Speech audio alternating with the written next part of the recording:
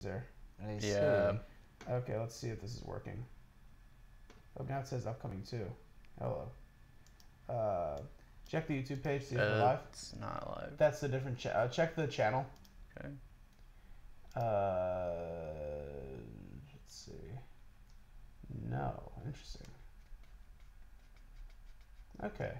It says that like there's a stream, but it's not It says live. it says like upcoming or something. It's or like waiting for host. user. Okay. Let me do this here. Let me just delete each of these streams because these are the ones that aren't working properly. Oh yeah, I realized that I had a link in there. Oh, never mind. Oh, here we are, Encoder Live. This is what we're going to want to do, Encoder Live streaming. Okay, this should be the traditional way that you normally do it. Yeah, just hit me up with that link and I'll... Oh, looks like we're live now. Oh, we are? Try now. Or refresh the page now. Here, I'll go back to the... It just says we're on for 51 seconds.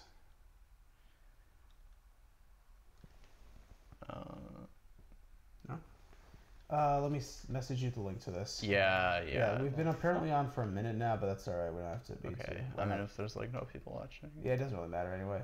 Let's see here. I'm gonna copy the URL here to make sure this is. Oh shoot! Hold on a second. We've been apparently on for a minute now, but that's well, there all we right. go. We don't have to be. Apparently, we are live. So all it's right. echoing. It was echoing for a moment. It was. Yeah. Let's see. Hold on. I have to edit some things first. I have to edit the title so it doesn't say it's episode 4 and it's 2 weeks ago. So let me do that. I wonder if these shitty mics will make us talk in transatlantic dialects. Oh my. Wait, what? Transatlantic, like old school radio voice. Oh yeah. Live from YouTube. This is Radio Sheridan. You know, that kind of thing. Right. Like the review of the week guy. Review of the week. Oh yeah. Or report of the week. Yeah. Report of the review, week. brah. Yeah. Anyway, we are live now, so I should just do the intro. Right. This is Radio Sheridan, live from the historic Rogers Park neighborhood in Chicago. This is the show about whatever the hell we feel like.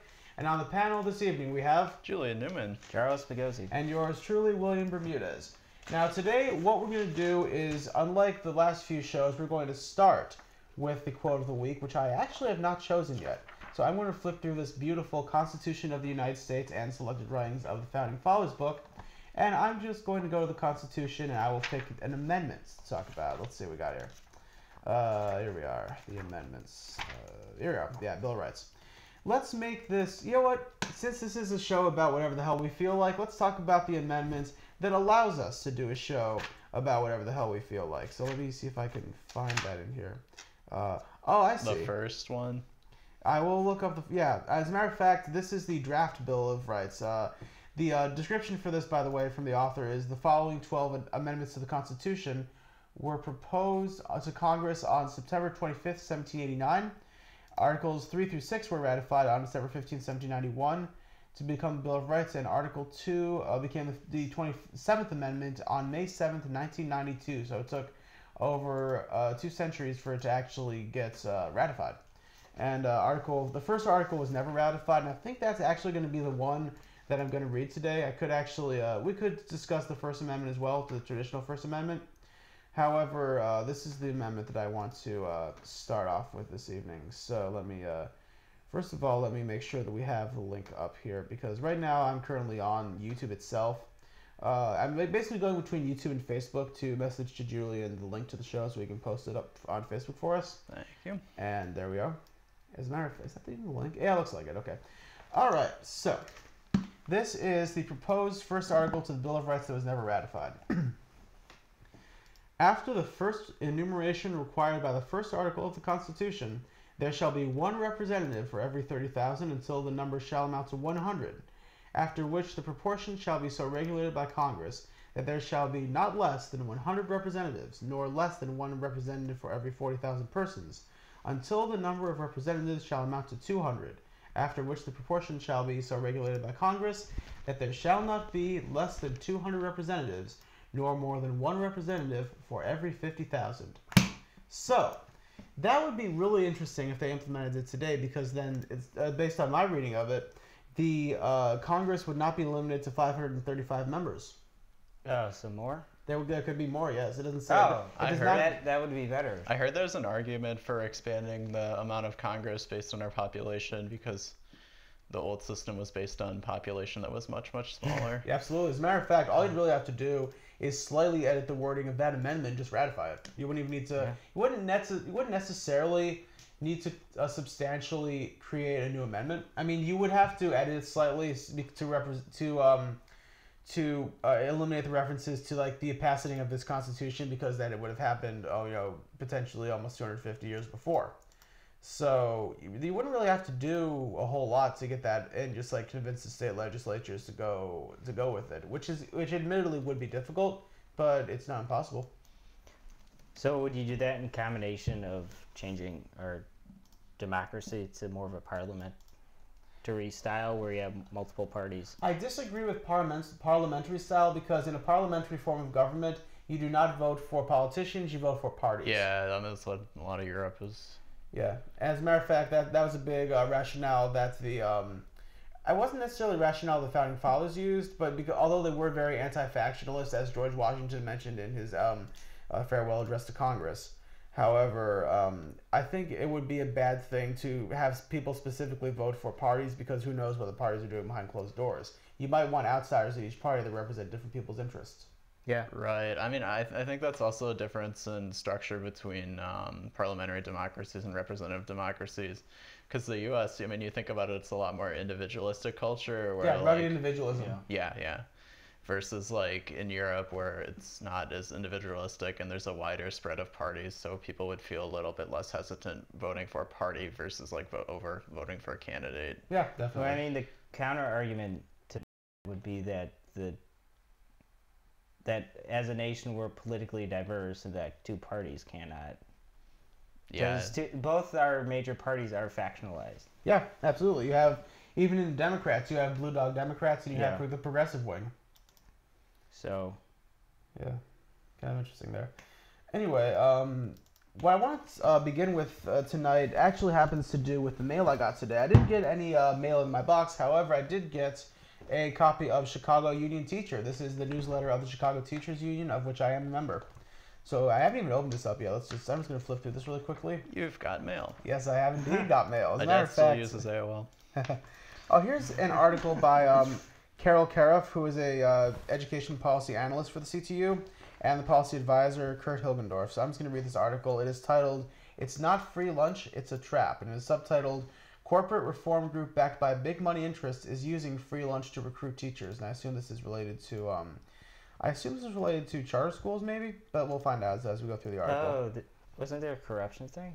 What corruption thing? With the charter schools. Shit. Potentially. Okay. Potentially, but I'll go through the article first of all. So, Educators for Excellence, which is, I believe, the corporate reform group they're referring to, is making the rounds at Chicago Public Schools, offering lunch and a chance to join their organization. We urge CTU members to be wary of this group. E4E was founded as a part of the corporate reform movement, the folks who brought us teacher evaluation tied to student test scores, non-union charter schools with publicly unaccountable boards, and the idea that poverty and inadequate funding are excuses, in quotes, for poor academic outcomes. The original declaration that E4E required teachers to sign before joining the organization included pledging allegiance to pay for performance and school choice. All right, and those pay for performance and school choice are in quotes in their letter or in their article. E4E has since created a new declaration, which is more ambiguous and includes points about diversity, equity, and poverty. A similar organization, TNTP, formerly known as the New Teacher Project, is known for attacking tenure for teachers and promoting the myth that, quote, bad teachers are a major reason for poor student performance. Daniel Weisberg, TNTP's CEO, is on E4E's executive board, and E4E is also heavily supported by the Bill and Melinda Gates Foundation, the Broad Foundation, and the Walton Family Foundation, the big three donors to organizations pushing anti-union agendas. And for those who are unaware, Bill Gates was one of the founders of Microsoft, and the Walton family owns Walmart. And that's my own editorialization there. The Gates Foundation, in particular, gave E4E $4 million in 2016, including to Threat from the Right Intensifies, which is a report that was published by the Massachusetts Teachers Association in May of 2018.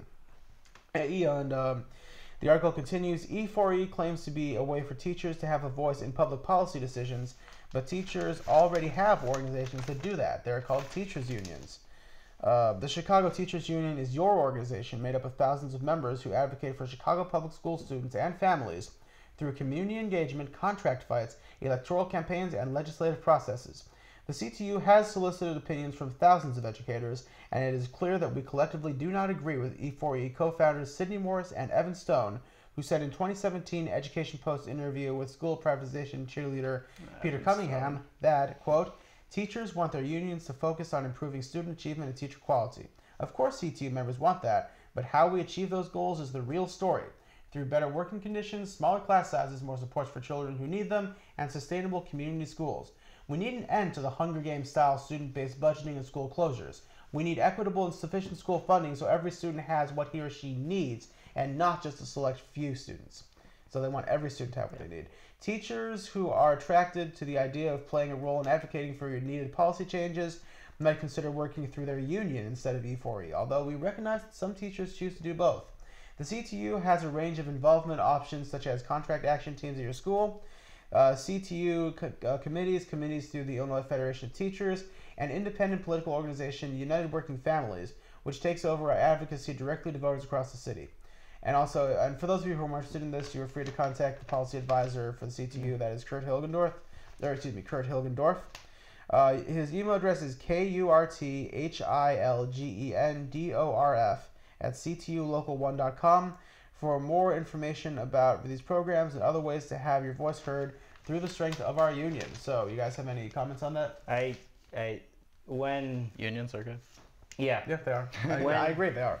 when they mention school choice, that's just a fancy word for segregation. How do you say? Because, I mean, just that voucher system, that whole idea that somehow, like, oh, you can choose your schools. Like racial segregation. Yeah, I mean, income, that's income yeah, segregation. that's what happens. Yeah, I mean, that wouldn't surprise me. Like, the whole point of the school voucher system is so your child can attend charter schools or private schools if they so choose. However, I wouldn't be surprised if let's just say, for example, this is an example, I'm not saying this is actively happening. Let's say a Polish family that has lived on the southwest side of Chicago for generations does not want to attend their neighborhood high school because over the years it has become predominantly Latino. Let's say, just to use an example, let's say Hubbard High School, which is over at 62nd and Hamlin. Excellent school. I've subbed there many times. They have very devoted teachers, and if I had a son or a daughter, I would not have any qualms sending them to that school. That school has it's slightly overcrowded given its size, but the class sizes do tend to be rather small. I believe it has about it has 1,679 students this year, about 90.5% of which are Latino. There's about 2% white students there. Let's say you're a Polish family that's lived in that area for a very long time, but you want your student to go to a school that is majority Polish because you want your son or daughter to be able to practice the language. You want them to have classes with students that look like them, and those aren't necessarily unreasonable things that parents might want for their kids. But that's tribalism, isn't it? It is tribalism to an extent. But, I mean, humans are tribalistic. Yeah, like animals. that's in a Right. sense human nature, but I would say like especially it's more based on a cultural language kind of thing in my example. And let's say you want your son or daughter to go to Kennedy instead. Now, Kennedy is a bit west of Midway. It's on 56th and Narragansett. It has about also a similar population. It has just under 1,600 students. In this school, about 20% of which are white. And since given that area, I know the demographics of that area. I can actually pull them up myself. In that area, the majority of families are either Irish or Polish, so you will be attending classes with a lot of Polish students. As a matter of, I don't think they have any Polish classes there. The only school I know that has actual classes in the Polish language is Taft, and that's For real? Taft has Polish classes. That's yeah. pretty cool. As a matter of fact, I believe the only Polish classes they have, there's a class I believe is called Polish for Heritage Speakers. Oh. So I believe it is only open to students that are Polish, either in heritage or they speak the language at home. Right. Kurwa. Yeah. Anyway. I guess I don't have a problem with like people who want to do, if they want to send their kid to a specific school, that's fine. But I'm inherently against it because I feel you grow as a human if you experience other cultures. I agree. That's true. Yeah. Like engage with people if you're white, if you engage with people of different ethnicities and backgrounds. That's Yeah. actually why Yeah, my no, I parents chose to completely move to Evanston as opposed to a place like Winnetka or Wilmette. Yeah. First of all, did it for cost Wilmette. because they simply could not afford Yeah, to New Trier move is, further like, north. not diverse They couldn't. at all. They couldn't afford to live in New Trier Township. Also, they chose Evanston specifically because of its ethnic diversity, and they were wary of moving to a south or a west suburb, like the ones that are majority white, because in some of those suburbs they would be viewed as a mixed race couple. My dad's Puerto Rican, Oh. my mom is of European descent. Is that like I like don't know the west suburbs that well? Is that like That's a would concern. people That's a like actually judge them or like? That's a concern Evanston, because no a one lot of cares. families originally moved there because of white flight, especially if you're west of the Austin neighborhood or southwest of, let's say, the Morgan Park neighborhood. Because Yeah. when those neighborhoods began to be, when a lot of black families began to move there, and you can see this in the demographics of the schools, which I can pull up. If you look at the demographics over time, that's a big thing also. I will bring those up. Let's see. I have the school censuses from 1964 and 1970, and they include not only the number of students that were at the school, but also the racial breakdown. So let me pull those up. And like we're not trying, and I want to be very clear when I say this, we are not trying to race bait by doing any of this because this is just like a research interest of some of us. I mean, to be fair, we have 2 white guys and a Puerto Rican on the panel, so we're not like hearing the whole story. But at the same time, I just think it's interesting to discuss this stuff. I mean, so I bring it up. that term too, that white flight, like, there's a connotation behind that because that somehow implies that, it's that somehow white people are victims for changing demographics. I mean, in a sense, I get where you're coming from, but I feel like it's an apt description because that's the group of people that were leaving. It was white folks. Right. It wasn't like it was in a sense. I mean, fleeing implies that you're running from danger. Well, I mean, they interpreted that's the Okay. connotation. Yeah, they interpreted changing racial stuff in a district as danger. Yeah. And that's just how they interpreted it as. And I don't think anybody should have left those neighborhoods. I think they should have held strong and kept their houses. Yeah. But that's just my opinion as a layman. I did not live in that era. I was born in 1993. I would think thered be a better term for white flight. I can think of one. Let me think. How about neighborhood demographic upheaval? Maybe Oh, Yeah, that's pretty good. yeah. demographic upheaval. Because I mean that could be applied to like just demographic change in neighborhood Right. in general. Yeah, it's like, and I wouldn't exactly call it like gentrification because it wasn't like due to income level necessarily. Okay, yeah. But I would say maybe the downfall, like a lot of those neighborhoods became disinvested around this time because, especially on the west side, because this in the late '60s was right after the riots. So a lot of jobs were lost in those because the buildings were burnt out. The factories decided to leave to maintain their safety. Right. So that's a big problem. So I pulled up basically just a quick comparison. This is an example of a school that is that was on the southwest side. It's in what is now considered Little Village at the time. It was most often called South Lawndale. This is Farragut High School. It's named after Admiral David Farragut. I actually have subbed here before. Incidentally, this was the school that Pat Sajak went to when he Pat grew up in Sajak. Chicago. Nice. Yeah, Who's Pat Sajak? he's the host of Wheel of Fortune. The host? Yeah, Okay. Yeah. he grew up in Chicago. Oh yeah, him. Okay. Yeah, he grew up in Chicago. Attended Farragut High School. The one with the Wait, glasses. didn't you posted like a mural of him that's on the school, right? It's not of him, but it has. I don't know if he's in the mural. It has a bunch of different faces, and it has like it's a very sort of like a. I don't want to like it's almost like a native Central American theme to it. If you look at it, I'll pull it up in a second. After I go through this, I'll pull it up so we can discuss it. But the reason I brought this up is I wanted to discuss the demographics. So this is based on the demographics are based on the attendance on the date of October 7th, 1964 for this particular survey. In this, I'm going to count, actually I'll count them both. So let's see. This were approximately 90% attendance at both the main building as well as a branch that was that existed in the time to basically help overcrowding. At the time, there were 408 white students, 2,508 black students, and 28 who were classified as others. So at the time, other could mean Latin, Asian, or Native American. Let's see.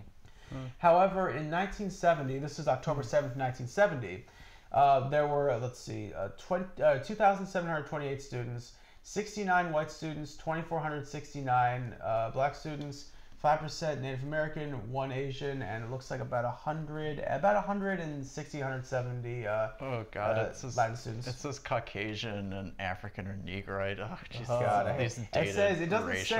it doesn't say Hispanic or Latino. It says it was an abbreviation common at the time called SSA, which stands for Spanish Surnamed Americans. Oh. So yeah, it breaks it down based on Mexican origin, Puerto Rican origin, Cuban origin, and other Spanish surnamed Americans. It's also like it really pisses me off as like someone who studies Russian or has studied Russian when people like misuse the term Caucasian to mean white. Yeah. Because Caucasian, like someone who's actually Caucasian is ethnically Caucasian it's a person from the Caucasus, from like Georgia or Ossetia or Chechnya or Dagestan. Would that be like Azerbaijan also, or is that outside of it?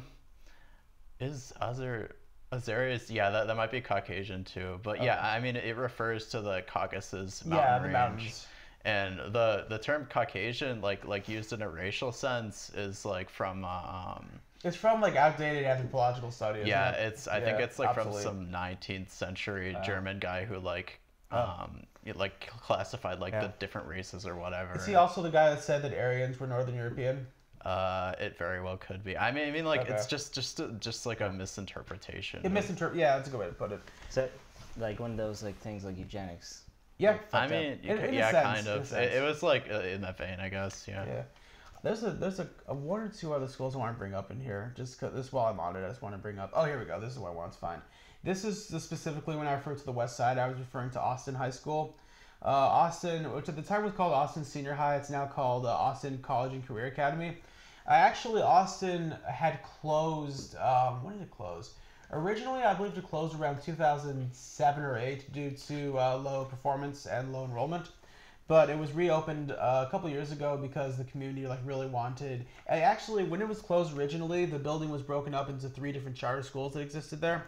The charter schools, I believe, were Austin Polytechnic, Austin Business and Entrepreneurship, and a school I believe was called Boys Academy, which was like a general education kind of thing. They name high schools Polytechnic? Yeah, that one was. Huh, that's interesting. I've only ever heard that used to like talk about colleges before.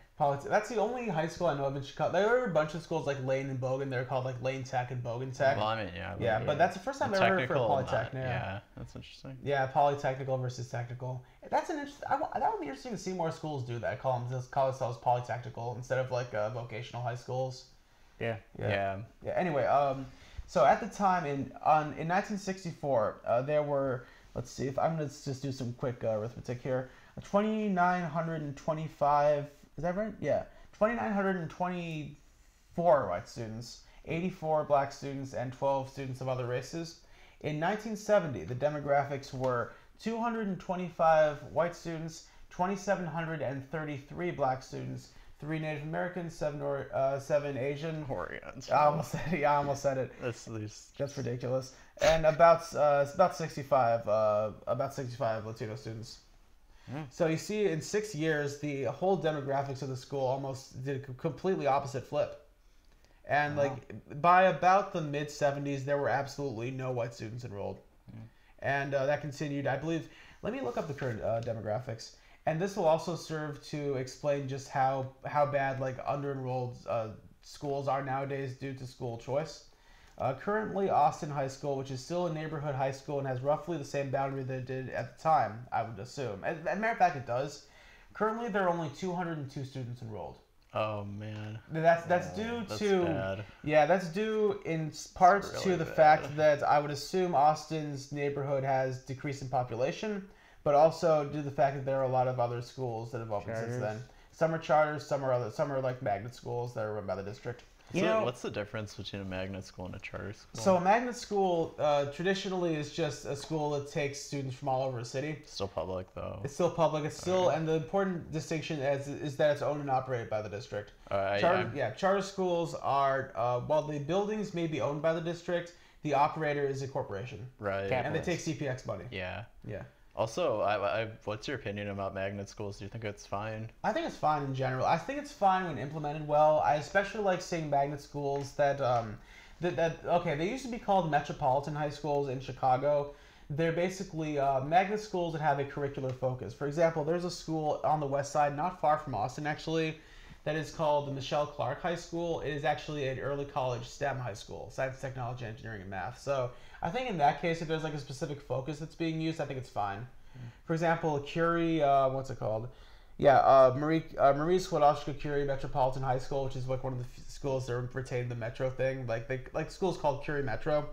That was founded, excuse me, that was founded as a magnet school for fine arts. And actually still does have a fine arts based curriculum to it, but it also has a neighborhood boundary. So I think like if it's a magnet school that has like a type of curriculum that has like a specialty, for example, it's like an arts based or STEM or communications, if it's like that, then I have no problem with it. Charter schools I do have a problem with, specifically because they take funding from the district and are privately owned, so I don't like that really. And it takes students away from schools, so there's less incentive to like make the neighborhood schools better. Right. I guess the irony of it is that Chicago is known. Well, it used to be known as Union City. Like, we're the city where the Haymarket riots like happened, which is celebrated worldwide, except in the United States. Yeah, and yet, like, we have all these charters, and like, it doesn't make any sense. It's it makes sense. Somehow forgotten. Yeah. I mean, like the city where the labor movement began. Yeah. I agree. I think it makes sense though, based on like the course that this country's taken. Yeah. It makes sense, but I just don't like it. Yeah. Oh yeah. I don't like it either. But yeah. I guess like. I don't mean to change the subject, but we do want to discuss midterms. Yeah, and before we do, the last education thing I want to bring up is that the demographics of Austin currently, Austin High School, 97% black, 1.5% Hispanic, 0.5% white, 1% of other races. I'm just about to pull it up here on the website, so there you go. Anyway, what do you want to discuss, Charlie? Midterms, that's right. Yeah. Okay, midterms. I have heard. Oh God, I was on a radio show. I won't mention the name of it, but I was on a radio show last week, and I discussed with the host a little bit. I mentioned that a lot of commentators on the left are referring to this not as a blue wave, as was anticipated by some, but as a blue splash, because there were certain races that a lot of Democrats were hoping to win that we didn't. Yeah. Or that they didn't, I should say. The ones that come to mind are the governorships of Georgia and Florida, although the Florida one is currently involved in a recount. Let's see. I was pleasantly surprised to see that Peter Roskin lost. Representative. He is the representative for most of DuPage County. Oh yeah. Wait, what was the woman, the black woman who beat him, right? No, I believe it was Dan Caston that beat him. Oh wait, no, I'm thinking of another race. I'm forgetting.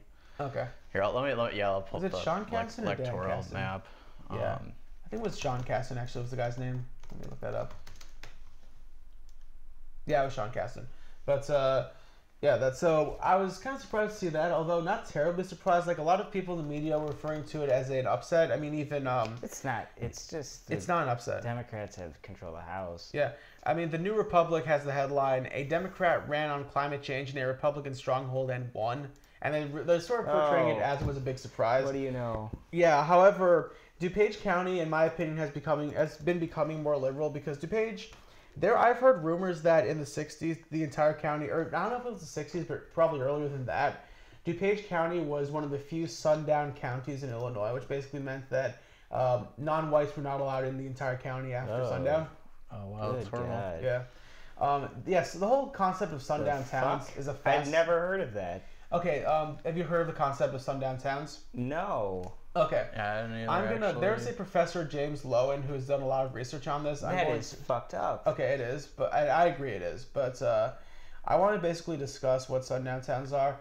Okay, so this is a book. There's a book about this written by James W. Lowen. I'm just going to read his the description of it that he gives on his website. From Maine to California, thousands of communities kept out African Americans, or sometimes Chinese Americans and Jewish Americans, etc., by force, law, or custom. These communities are sometimes called sundown towns because some of them posted signs at the city limits reading, "Don't let the sun go down on you in blank." Some towns are still all white on purpose. Their chilling stories have been joined more recently by the many elite and some not so elite suburbs like Grosse Pointe, Michigan, or Edina, Minnesota, that have excluded non-whites by kinder, gentler means. When I began this research, I expected to find about 10 sundown towns in Illinois, my home state, and perhaps 50 around the country. Instead, I have found about 507 in Illinois and thousands across the United States. This is a story. Goddamn. It's the first book ever written on this topic. I don't have the book, but I'm interested in getting it. Let me look. I was thinking of Lauren Underwood. Sorry. never Lauren mind. Underwood? Yeah. And that was, where was that? Oh, Holt Wow. Green's District, okay. 14? Yeah, that's the 14th one. Yeah, which district is, like, around where is that in the city? Or in the state, rather? Here, let me click on the results. Okay. Let's Let's see, 14. You know, I was excited that Ex-urban. Okay. Beto would win Texas, but Yeah, I mean, it's like once Cruz and the suburb votes kicked in, like Yeah, I mean, I was kind of pessimistic about that, honestly. Okay, it's like west.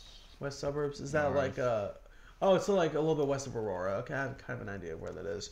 Let's see what's. Oh, it's about 85% white, by the way. I just noticed in the demographics. Okay, so Marengo, interesting.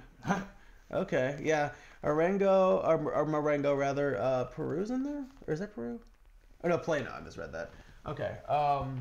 Yeah, that's interesting. It's gerrymandered. It's not like as gerrymandered as some other districts around Chicago, but it's definitely is the much far northwest suburbs or exurbs even, and far southwest exurbs. Let's see here. Let's see. What was that about? Oh yeah, sundown towns. I have the Illinois list here up, and I'm just gonna skim through really quick. Oh, Barrington's on it. Interesting. oh Let's look up. Let's see if he has the information regarding Barrington. No, it just says black folks were excluded. Let's see. Highland Park. All right, Highland Park. I've been there. Let's see. My wife was told by... This is an email that Lone received. My wife was told by coworkers that there were no black property owners in Highland Park. Wait, is this Highland or Highland Park? Hold on. Wait, hold on a second. Okay, there's another town called Highland that this may be referring to. Yeah, I have no idea where Highland, Illinois is. Yeah, me neither. Let me just... Oh, Kenilworth. Here we go. Yeah, Kenilworth. Even they wouldn't even let Jews live in there for a long As a time. matter of fact, in 1964, Lillian Calhoun, Chicago Defender, reporter, and columnist, and her husband were the first African Americans to purchase a home in Kenilworth, arguably the area's most exclusive suburb. According to Lillian, a cross was burned in their yard once, but it did not deter her from living there for at least a decade. So they did live there, That's bad. and it doesn't seem like... Yeah, well, I mean, to be fair, like a cross burning is not something that you... it's going to unnerve anybody who lives in the house. But, I mean, they did live there for at least a decade, so it seems like, in general, they may have been at least tolerated. I'm not saying that they were, because I don't really know much about her other than reading this clip. Jesus Christ. So, I mean, you never can tell. Kenilworth is so small, too. Like It's tiny, yeah. And also, it says, according to a resident of Illinois, it's my understanding that Jews also were excluded from Kenilworth in the 1960s. My mother told me that there were a few, but we still don't build synagogues there. And actually, as of 2010, there still are no synagogues there. Wow. Yeah. Well, I mean, part of that is just it's very small. It's very small. I would say very Protestant also. It's basically Wasp City. I've been to Kenilworth. I knew people that went to New Trier, but I don't know any that lived in Kenilworth. Let's see. Oh, Wilmette. Here we go. Yeah, that I makes know sense. lots of people who lived in Wilmette. That makes sense. Okay. I don't have a date on this, but this is from Thomas L. Philpotts, The Slum in the Ghetto. Here we go. Along the exclusive North Shore in suburban Wilmette, a committee requested any families unable to domicile their maids, servers, gardeners, and handymen on their own premises to dismiss all, in quote, all Negroes in their employ. The committee recommended the firing of black janitors who lived in the basements of apartment buildings as well. The presence of unsupervised blacks, the community felt, had, quote, depressed real estate values in the village. There was no machinery to enforce the edict. Still, it accomplished its purpose. Few blacks who did not have quarters in their white employers' homes remained in Wilmette. Other domestics had to commute to their jobs from the small ghetto in the adjoining suburb Evanston or all the way from Chicago.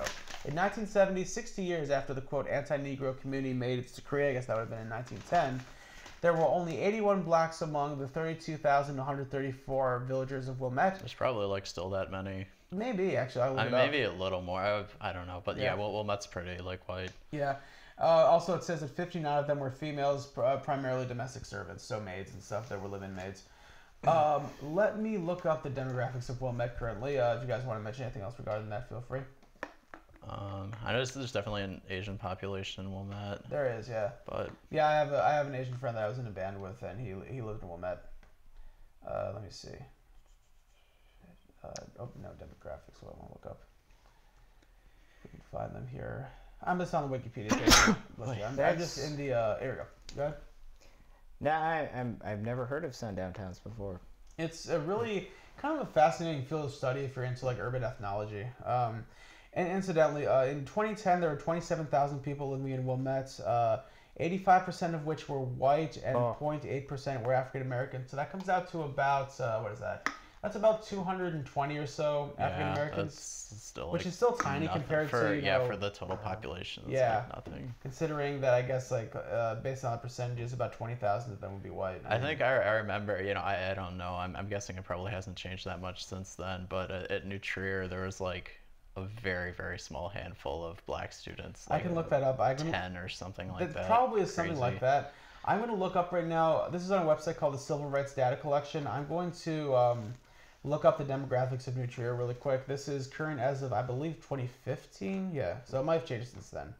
But as of 2015, I'm going to look at the Winnetka campus, which is where most of the students are.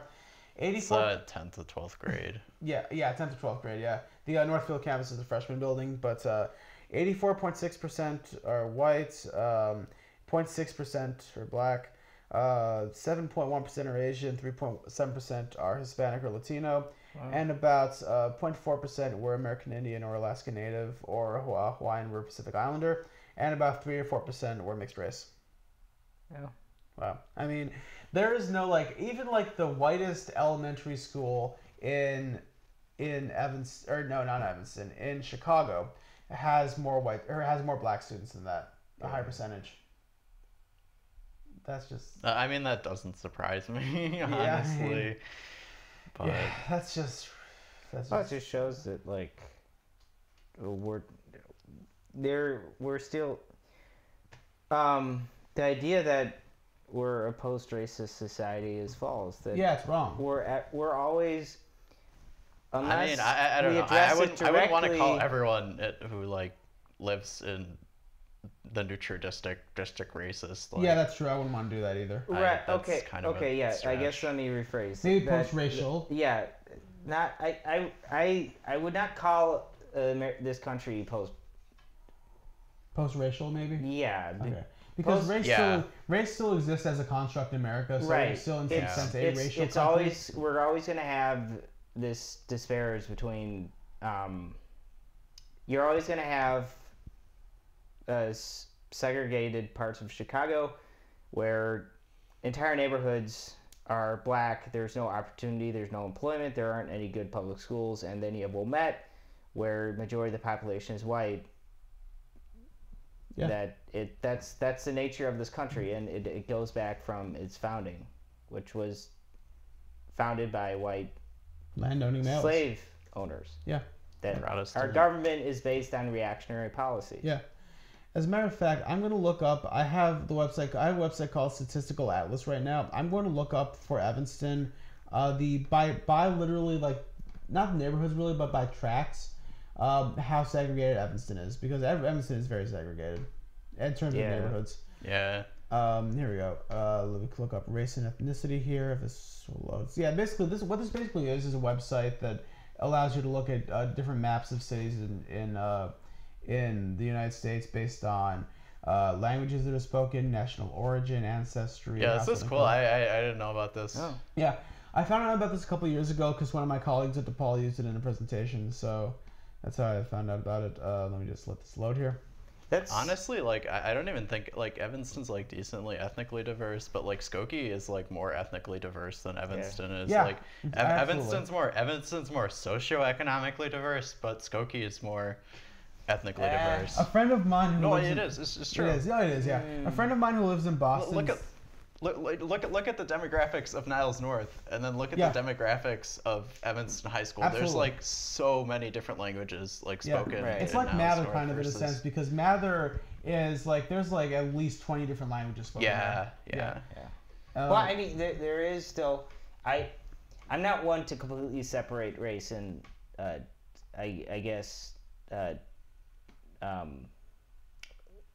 when it comes to income inequality, because you still have like the North Shore along Clark Street. No, fuck. Along Northwestern, it's Along Sheridan? yeah, Sheridan. It's Yeah. more predominantly white, Yeah. higher income, and then you go near the high school, Edmondson Township High School. It's lower income. Yeah. A friend of mine used to joke that we could never walk around North Evanston because it made us feel financially insecure. As a matter of fact, I have the tract map here, and if you guys look at it, the dark red areas are where more white folks live. Here, wait, yo, could you drop that map? And Yeah, I'll send you a link to that really quick. So let me curious. Yeah, if you want to pull it up on your screen. Let me just do this. Yeah, and if you notice when I bring the map back up, you'll notice that you will notice you'll notice basically that the north side is dark red, but the other sides are they're sort of a more like orangish color. Let me see. I don't know. I was like from Yeah, so what you're gonna do from is Skevins, so it's pretty click white the too. tract map where it says right there. There you go. Yeah, that's fine. Yeah, so those are basically the different census tracts in and you can see like North Evanston is like there are tracts there that are like 88% white. Yeah. And if you go in the Fifth Ward, which is what in that earlier quote was referred to as the ghetto of Evanston, is only about 10% white. Let's see.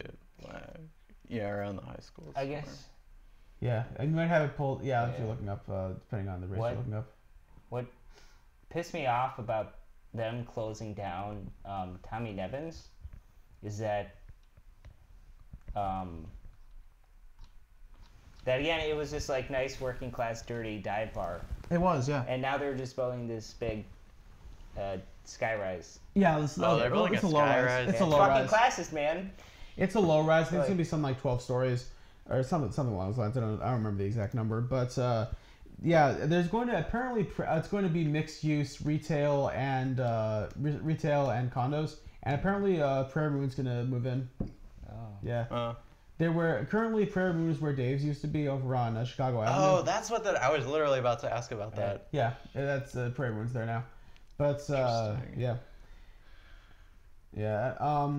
So yeah, and the reason we bring this up is because like to basically demonstrate that the United States, and we're using Cook County and the suburbs as well as sort of a microcosm of this, because we just wanted to basically explain that segregation still exists in this country, and it's, yeah, absolutely. Yeah, absolutely it does.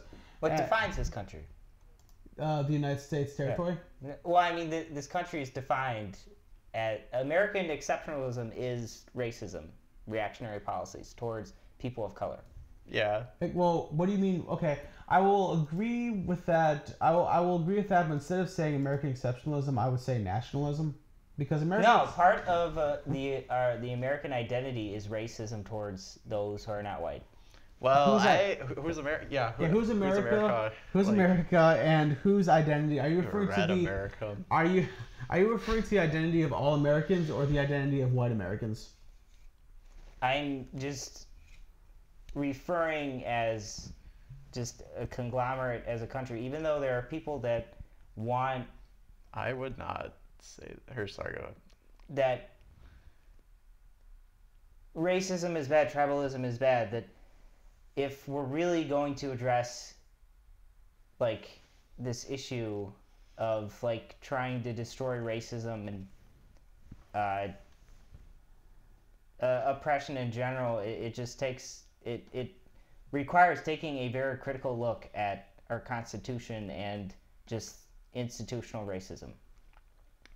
Yeah. Yeah. It should be a multifaceted approach. It should involve people who are not only white but are also of other ethnicities, and I hesitate to even use the term race, because race is essentially an obsolete social construct that people cling on to because of tribalism.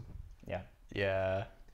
And I think that if we as a country began to move more towards referring to ourselves as our ethnicity as opposed to as our race, for example, if let's say somebody's, I don't know, let's say for example, if I were to say that I was, instead of half Puerto Rican and half white, or even if I was, instead of saying half Hispanic and half white, if I said I was half Puerto Rican, a quarter. Let me think. A half Puerto Rican, a quarter British, an eighth German, and an eighth Polish. I don't know. I feel that's like accurate. I don't really. I wouldn't necessarily, the concept of race, like, I don't really like it either. But I don't know if you could necessarily, like, You can't ask ignore it. Well, yes, but, like, you can't necessarily ask Americans to, like, go by ethnicity because, like, if someone's, like, their family has been in the U.S. for, like, 5 or 6 generations, like, they just consider themselves, like, white Americans. They would consider themselves, they would identify as Americans. That's fine. That's a nationality, honestly. I find that concept bullshit of just saying that America, it's like, I am uncomfortable saying, like, calling myself an American because it's not new. It's just another term for saying a conglomerate of other it's a conglomerate of other heritages from Europe, because the real Americans are Native Americans, are indigenous people, and they have been virtually erased from the existence of this continent. And that's fine, but then that's fine for your own use. But I consider myself, before my ethnicity and before my identity as a Puerto Rican or as a European, I consider myself before that an American, because I have lived in America my entire life. My family, let me think.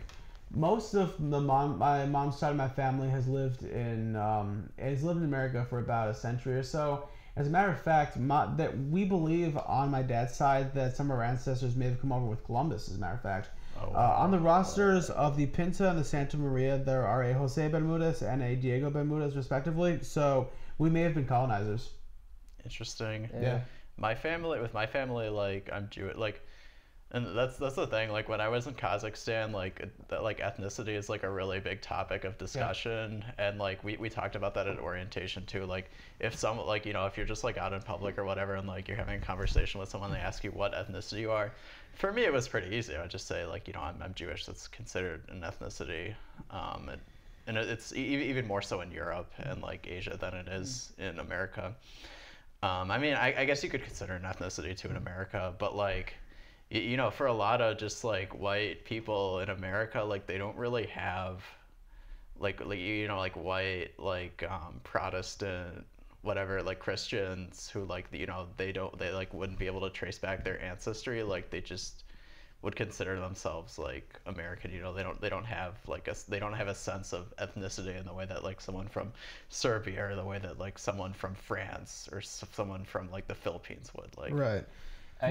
I guess my point is that I guess to clarify it is that I'm uncomfortable with calling, like, myself or anybody American, because that there is a meaning there that's saying, like, an imperialist meaning. There's an imperialist meaning there. That it's also a feeling of that, if I call myself American, then I have nothing to do with the genocide of the indigenous peoples of this. Yeah, right. I don't personally feel a responsibility. Neither do I. But I feel that idea of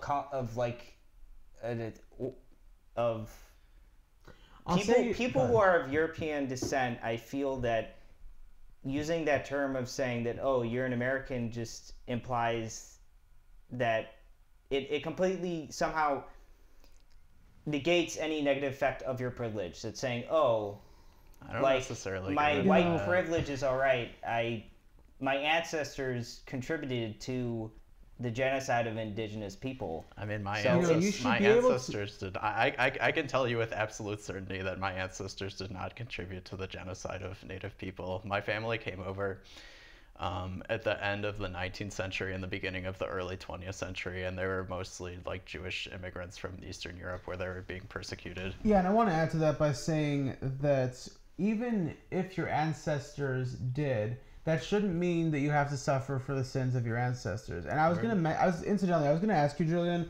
Yeah, I've heard from some folks that there are a lot of Jewish folks that, instead of referring to themselves as white, they refer to themselves as Jewish. Is that a thing that happens a lot, or? I mean, it depends on what context, like. In terms of their race, they refer to themselves as a Jew, I suppose. Well, I mean, this is just my opinion. I can't speak for, like, every single Jew, but I don't consider Judaism to be a race. I think that's a very not arbitrary, but that's a very kind of Maybe outdated or well, one outdated, but two anti-Semitic thing that the Nazis largely pushed in the 20s and 30s, 40s. Considering themselves like Jewish and not white. I mean, I don't know. Honestly, like in my experience, like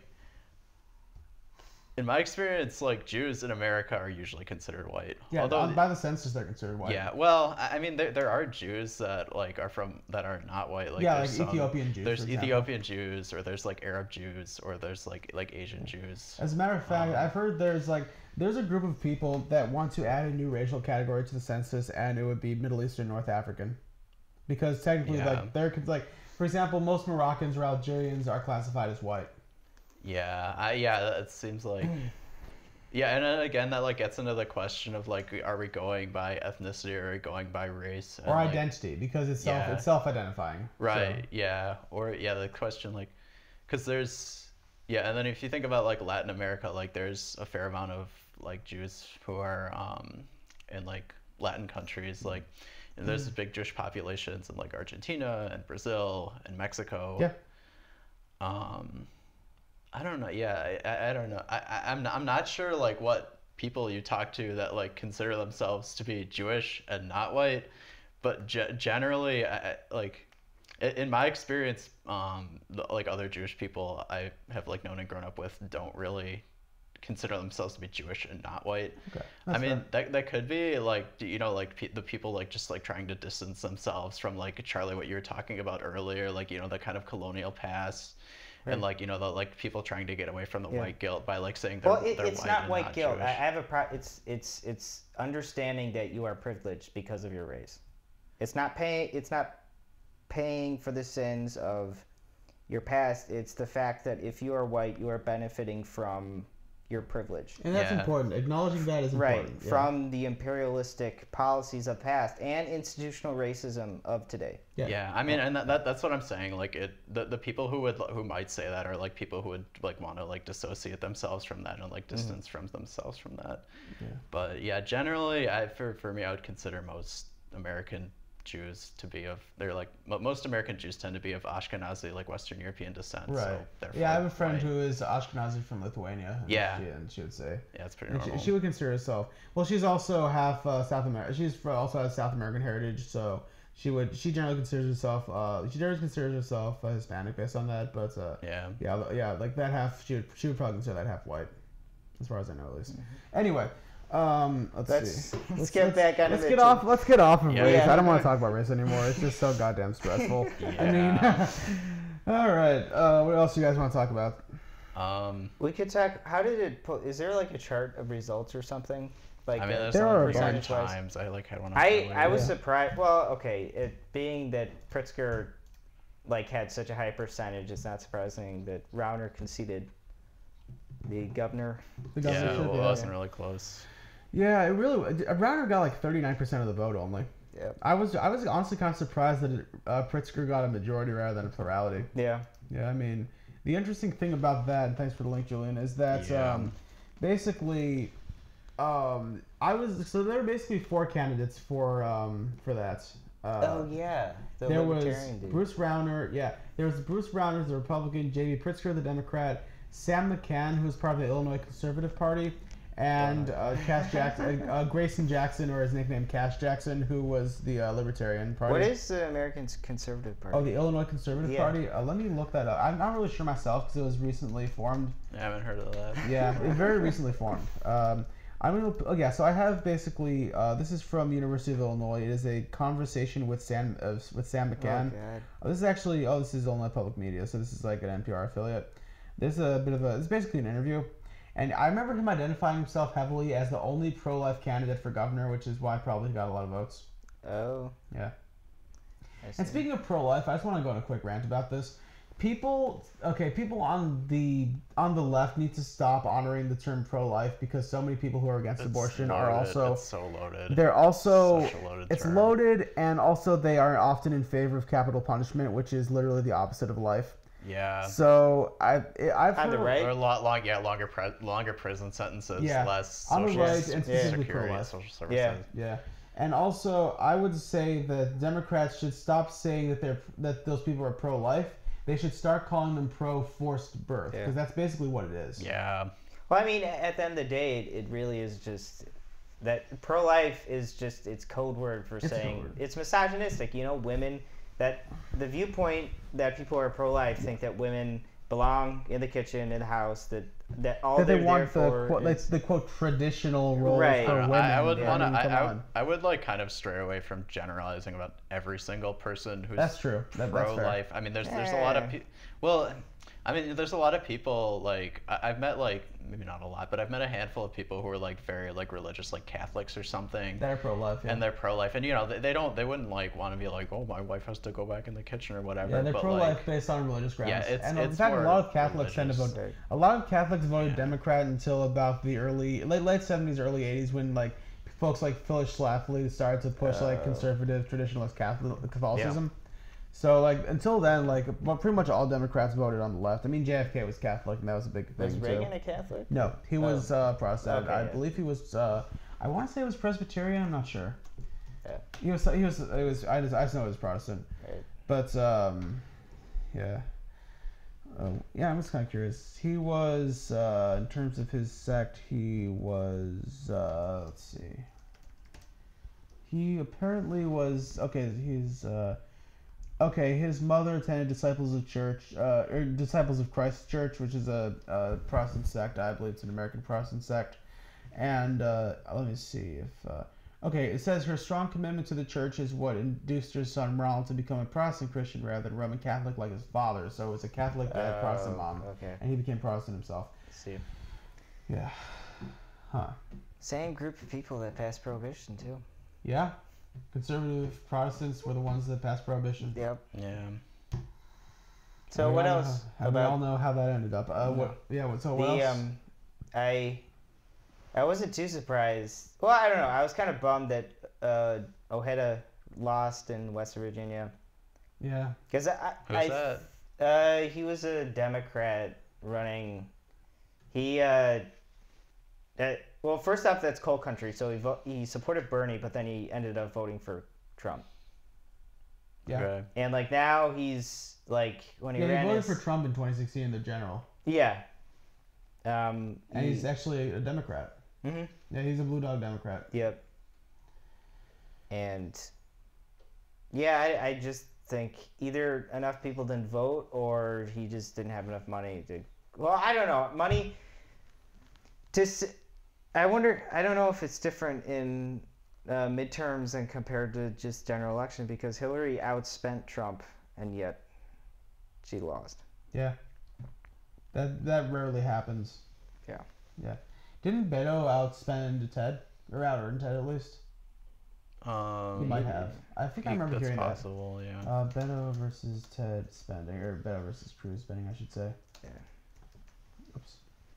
You know, they're the same age. That's interesting. Like, Yeah, I keep forgetting how young Ted Cruz is. How old is he? Is he like 40? He's in his late 40s, isn't yeah, something like that. he? Yeah.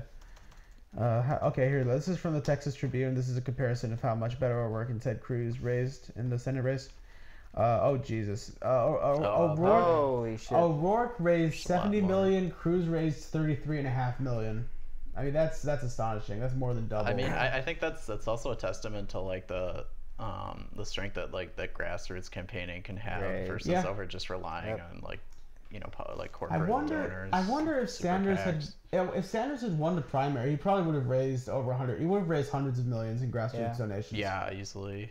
Yeah. He couldn't get over that hump of being shafted by the DNC though, because Yeah. he won all 55 counties in West Virginia, but Yeah. at the convention they gave all of them to Hillary. Yeah, that's corporate democracy. It's corporate Democrat for you. Yeah. I mean, I wasn't surprised when Sanders lost the convention. Yeah. I just wasn't. But It didn't really shock me either. Yeah, it shouldn't have really shocked anybody that's aware of the Democratic Party and the kind of shit they pull. But another interesting headline is that Hillary is running. Well, is she running or is it just an advisor? Let's see. Yeah, it might be like an exploratory campaign or something, but let's see. I really hope she does not run. Is Hillary running? Okay, oh god. Okay, from Politico, former Clinton advisor says Hillary will run in 2020, but I don't believe she's officially announced. Yeah. Let's look up. I'm just gonna look up a bunch of other candidates from There's a shit ton on there. Okay, is Sanders running yet? He is. Let's see. Okay, so this is another article from Politico. They ran a poll. Apparently, in 2020, the top votes. There's the three Bs actually. Biden, Bernie, and Beto are leading the 2020 Democrat field according to a poll. I would vote for Beto. I would consider it. Yeah. A guy that I'm really interested in is a guy named Andrew Yang. He is an Asian American. I believe he's a businessman. American entrepreneur. He is founder of Venture for America, which I am not. Wait, did he win a House race? Did he? I'm not sure. No, he's not. He's not a politician. Oh wait, never mind. I'm thinking of someone else. Yeah, Venture for America, which is a nonprofit that is the mission apparently is to revitalize American cities and communities through entrepreneurship. So it's basically a business and entrepreneurship program, which is important. So what? We privatize our infrastructure? Well, it doesn't necessarily have to do with privatizing. Maybe it does for him. I'm not sure, but I think a good purpose of that is to get young people. I would say, especially. I don't know if this is the specific purpose of VFA, but it could help minorities start their own businesses. That's a good thing. Yeah. Yeah, that would be. Yeah, I mean, it seems like, based on my reading of what this nonprofit is about, it seems like it's about. It seems like it is about starting small business, which is very important to America, especially small towns. But anyway, the one big thing, flagship policy or flagship campaign goal of Andrew Yang is to implement universal basic income. He proposes giving every American between the age of 18 and 64 $1,000 a month, and what he refers to as a freedom dividend. That's pretty good. I like that. I mean, that's like $12,000 a year. That could cause some inflation, but I don't think it would cause stagflation because it would. Yeah, it wouldn't cause stagflation because it would help revitalize the economy, and tax receipts would probably heavily increase as a result because people would have more disposable income. Would he cancel student debt? I don't know, maybe. Also, other good thing that could happen, if the taxes on the 1% super rich people were raised, and yeah. What was I gonna say? But yeah, I mean, raising tax rates for super rich people, and not even raising tax rates, just holding companies in America accountable to paying their taxes. Yeah, absolutely. Because there's a lot of corporations that just hide their money offshore somewhere else, or somehow or other avoid paying taxes. Mm-hmm. And it's I think that's another big issue that so kind of more of a New Deal policy, like FDR, New Deal Democrats. My only issue with that is that I guess one of the reasons that I joined the Socialist Party is that I'm a firm believer that eventually when climate change becomes more of a threat, that reform is not going to be enough. And if it's one thing to go towards a model of New Deal FDR, but one has to think that even when he was president, you still had issues that he did not touch or cover. He did nothing to help minorities. He didn't help race relations because I believe he resisted passing anti-lynching laws because of Southern Democrats. And part of the criticism of the far left is that you can't reform capitalism because it is innately oppressive. Because at the end of the day, it treats people as value. That is a reactionary policy. To treat people lesser than a living being, rather a quantitative value. And that being the fundamental foundation of capitalism, you cannot reform that. If you don't mind me asking, would you say that you subscribe to that policy, that ideology as well, that particular part of it? What ideology? Would you also say that? Would you agree with that? Capitalism is a flawed system that can't be reformed. Right. Yeah. You would agree with that? Okay. Yeah, that's what most people, I guess, left, center left. That's just the basic belief. Okay. That's a basic belief of, say, Socialist Party USA. That's a basic belief of the Socialist Party of France, of Communist Party of France. Like any. Not the Communist Party of the Russian Federation. No. Let me tell you. Like that's just the nature of like Socialist Party USA and European far left politics. That is a belief you cannot reform capitalism. You mentioned that I heard you say center left. You are saying center left on an international scale, correct? Right. Okay. Because center left, center left in this country would definitely still be capitalist. Yeah. Yep. It would be. Far left would be anti-capitalist. Yep. Yeah. Oh, it just comes up on my Facebook feed. What? I heard about this a little earlier on the radio too. Trump endorsing easing some mandatory sentencing laws, which like it's one of those things like Trump like comes out and like he like says something he that's endorses like it. Right. Yeah, that's like he's gonna do it. Well, yeah, that's the thing. Like he like comes out and says something where like okay that could be good, and then after he like has a little talk with one of his like right wing lobbyist buddies, he like walks back on it or flip flops, which has happened like I can count like at least like a handful of times on different issues so far. Right. Oh yeah, I'm gonna pull up that Farragut mural that we mentioned a little bit earlier. Oh yeah. This is what it looks like, by the way. Ooh. It's nice. Yeah, this was just repainted. Where is it?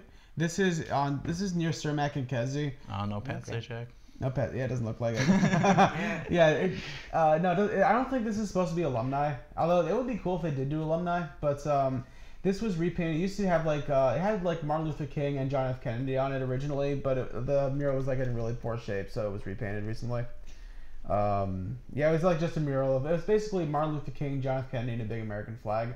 But it was repainted because it's in very poor condition. It was a very old mural. But yeah, I like what they did with it. Yeah. Yeah, really good. Really good artwork. Yeah. So, as we were saying, capitalism as an ideology is, I would say, deeply ingrained in American culture. It's ingrained into the American psyche, which is why I don't think we'll ever be actually overthrown. It may be reformed in America, but never overthrown, in my opinion. Oh yeah. Shout out to Saad Chowdhury, who may or may not be listening. Hello, Saad. That's my roommate from junior year. Oh, how's it going? Good stuff. Good to hear from you, Saad. Or good to see that you are listening to the show, or if you assuming you were or still are. And okay, cool. Anyway, good to have a listener. And again, by the way, the reason why we have our email address up in the in there is because if you are interested, particularly if you live in the Chicagoland area or you're planning to visit, and you would like to appear in studio with us on Radio Sheridan, just contact us at that email address. We can get into contact with you, and because we would actually really like to have other people on the show. Yeah, we could also if you're not in Chicago and for whatever reason, like I don't know, you can't make it into be in our show live, we could potentially take calls or have guests that we on the phone. Be in our show live, we could it says one watching potentially now, take calls or have that's yeah. So I mean, at least at one point, be in our show live, we could it says one potentially take calls. Yeah, we can absolutely have a studio live. So I mean, at least at one point, be in our show live, we could it says one potentially take calls. Yeah, we can absolutely have a studio. Yeah, we have a studio. Be in our show live, we could potentially take calls. Yeah, we can absolutely have a studio. I wasn't sure what it was. Be in our show live, we could potentially take calls. So to get back to Andrew Yang, he was he has something called Manhattan Prep. I'm just going to read what this is. After working in the healthcare industry for 4 years, Andrew Yang left MMF Systems Incorporated to join friend Zeke Vanderhook at a small test prep company in Manhattan Prep.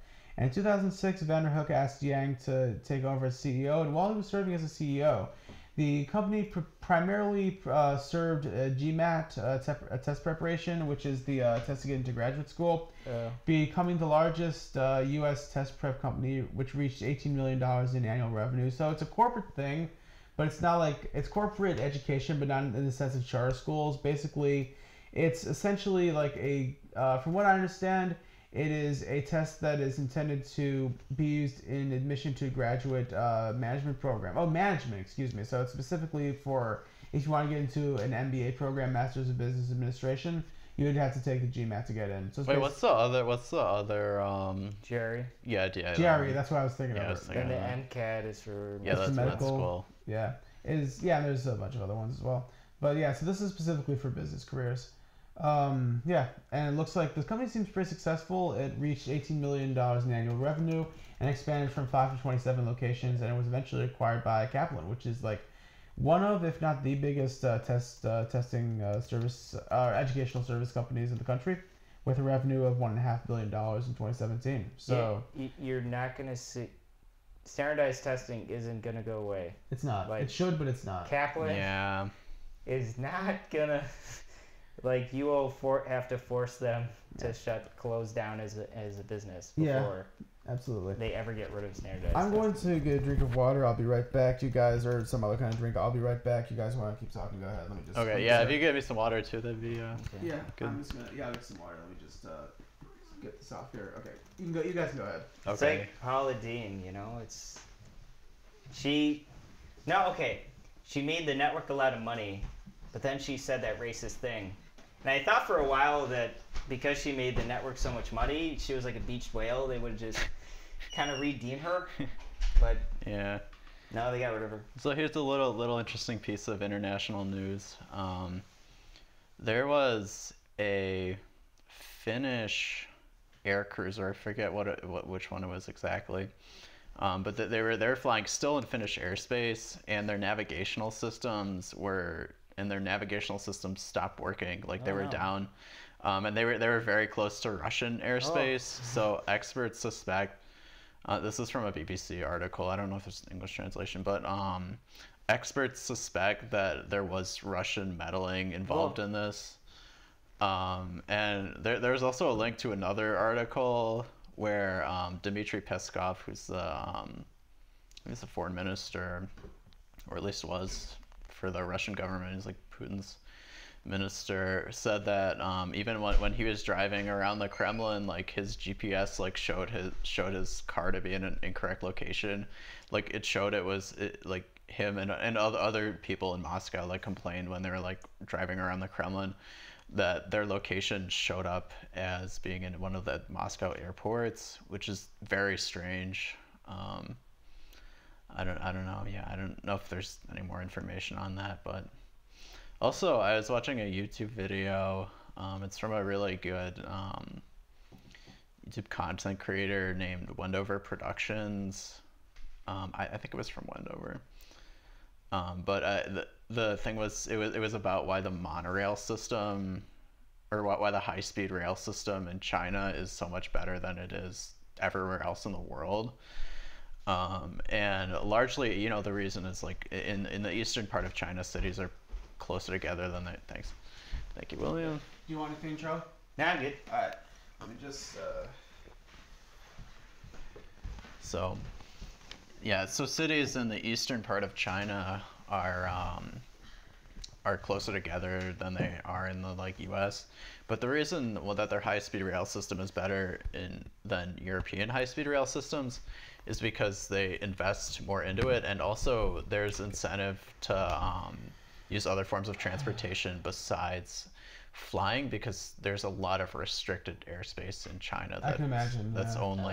only allowed to have military use. So there's a very Yeah, like, I would imagine around the borders with North Korea and Russia. I mean, yes, but even in not border areas too, like the guy in the YouTube video, he like showed I think it was called, I forget what the website is, like 24 like live flight radar tracking something other.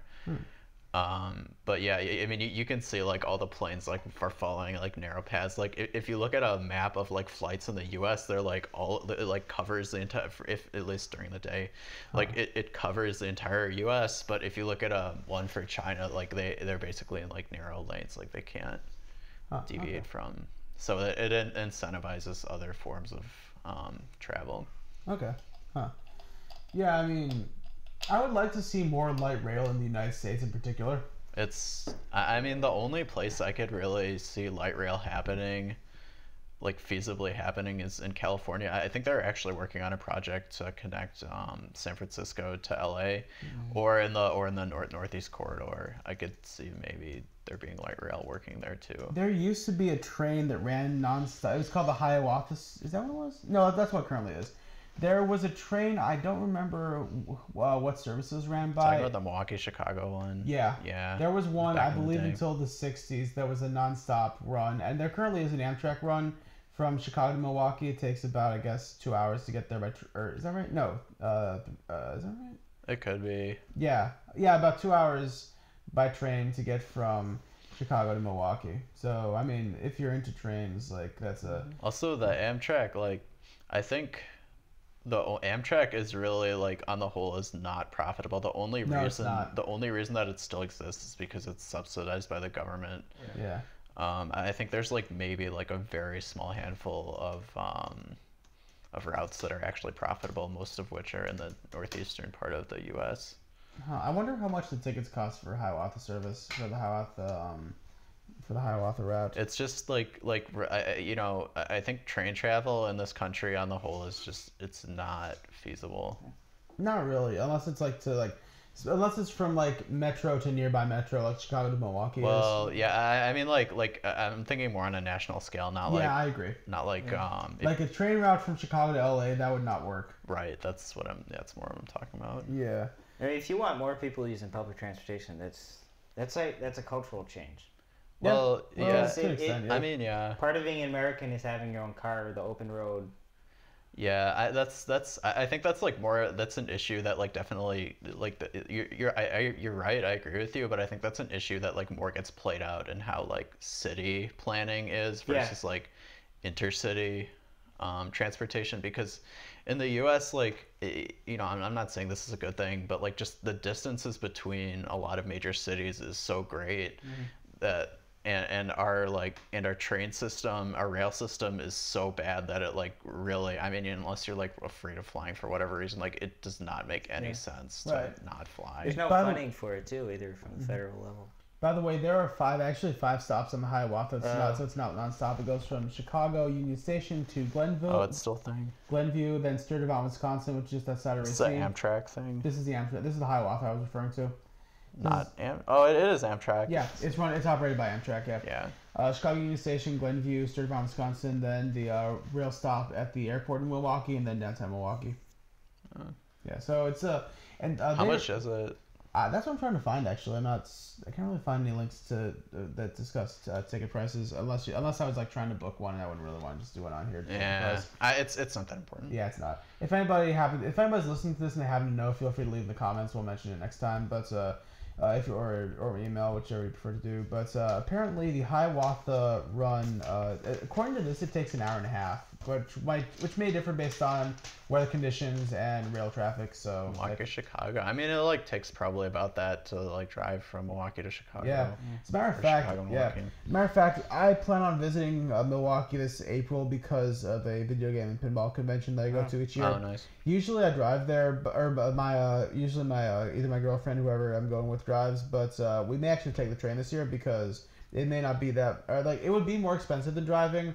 But since I don't drive, if I end up going alone, and I do plan on spending the night, I might just end up taking an Amtrak train. It's like an hour and a half. I mean, like I take the same amount of time sometimes to go to schools on the south side because I have to transfer buses and trains, and it can take a while. So yeah, no, I drive through Milwaukee like all the time, like just from having gone to school at University of Wisconsin and like having family in Minneapolis. So yeah, there you go. All right, so do we want to discuss anything else? I can't think of anything else right now. Okay, let's. What I'm going to do really quick, I'm going to go on the Tribune's front page and see if we have any interesting news. Oh yeah, we didn't really talk as much. Well, I mean, we talked about the schools, but we didn't really discuss local news as much. Not a whole lot, but that's right. Oh yeah, Susana Mendoza, who is currently the comptroller for Illinois, she is announcing a run for Chicago mayor. Yeah. That's interesting. I don't know a whole lot about her. I do know that she seems to do a good job as comptroller. I mean, she actually has been blocking certain rounder budget proposals that she considers unfeasible. So that's maybe an interesting thing. Oh, this is interesting. Wait, what's this? Here it is. the 15 best fried chicken sandwiches in Chicago. Fried chicken. Why not? Is this whole league? Skip to number 1. No, the reason why I'm trying to see because my I do not have a subscription to the Tribune, so I can't really view the full article. Oh, I think I have a I'm like logged in on like mobile. Okay. Yeah, if you want to do that, that'd be cool. Tribune, yeah. Give it a look see. What's the article title? It is called the 15 best fried chicken sandwiches in Chicago. It's by Nick Kindlesberger. Okay. Yeah, so the interesting thing about that, like, I want to see if Buffalo Joe's is on the list because although they're known mostly for their wings, they have an excellent fried chicken sandwich. Alright, I'll just scroll through these. Yeah, while you do, I'll read the intro. A great fried chicken sandwich isn't clever. It has no use for nuance or subtlety. It attacks from the front. Okay. Overwhelming any defenses with grease and a crunch, leaving you to deal with the residual damage. That's what I found as I hunted through Chicago for the best fried chicken sandwich. It took me longer than I imagined. What was once relegated to fast food restaurants is now everywhere, including some of the fanciest new restaurants in Chicago. Yeah, so this is really not that exciting. It's just pictures of chicken sandwiches. That's fair. I did not choose this article because I thought it was exciting. I was just curious myself because I do like me some fried chicken every now and then.